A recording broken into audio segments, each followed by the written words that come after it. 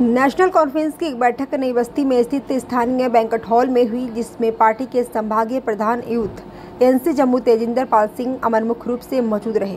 इसके अलावा बैठक में जिला यूथ कमेटी के सदस्य और वरिष्ठ नेता भी मौजूद रहे। बैठक के दौरान पार्टी के आए हुए सभी कार्यकर्ताओं को एकजुट होकर काम करने को कहा गया। इसके साथ ही बताया गया कि एनसी सरकार मुख्यमंत्री उमर अब्दुल्ला के नेतृत्व में विकास के कार्य कर रही है, लोगों के हित में काम किए जा रहे हैं, लोगों के साथ जो वादे किए गए थे वह पूरे किए जा रहे हैं। एलजी प्रशासन में सरकार को कोई प्रकार की दिक्कतों का सामना करना पड़ रहा है, लेकिन फिर भी विकास कार्यों को प्राथमिकता दी जा रही है।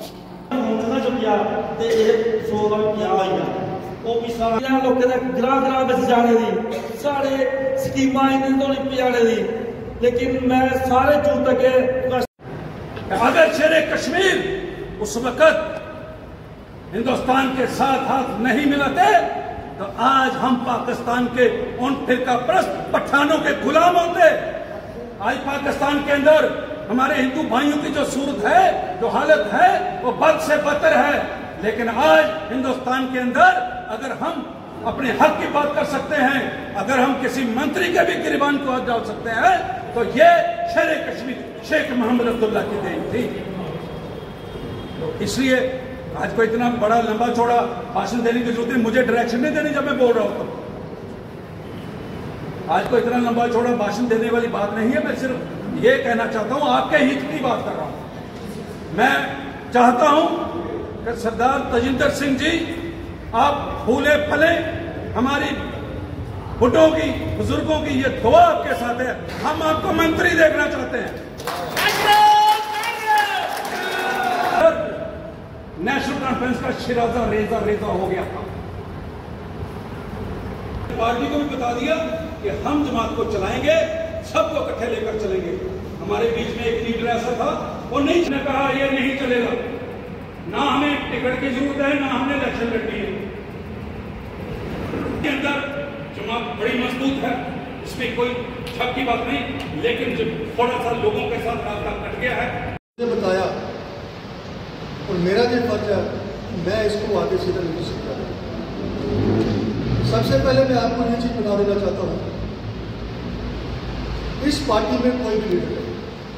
लीडर है तो सिर्फ फारूक अब्दुल्ला साहब और उमर अब्दुल्ला साहब। हम सब वर्कर हैं, चाहे वो जम्मू की उधर शेर कश्मीर भवन में बैठे हैं, चाहे वो कश्मीर के नवाज सूबा में बैठे हैं। फारूक अब्दुल्ला साहब और उमर अब्दुल्ला साहब के अलावा यहाँ पर कोई भी लीडर नहीं है। हम सब मिलकर वर्कर हैं।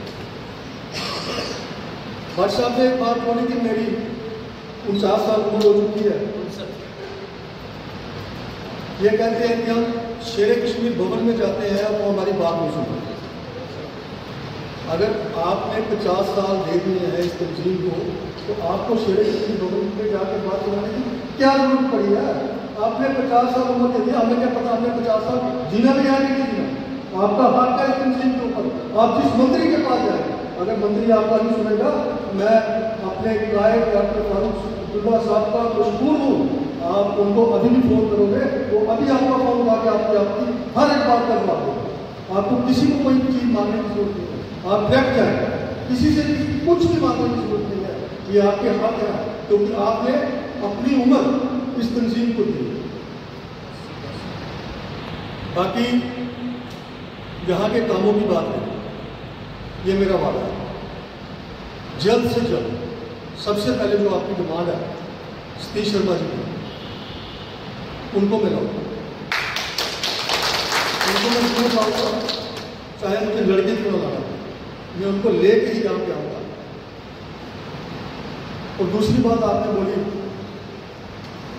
तो यहाँ पे कुछ मीडिया कर्मियों ने भी मेरे से पूछा कि 1 साल की सरकार में नेशनल कॉन्फ्रेंस में क्या है। आप तो हमारे अपने हो। हमने भारतीय जनता पार्टी को सर्टिफिकेट ना देना है, ना ही लेना है।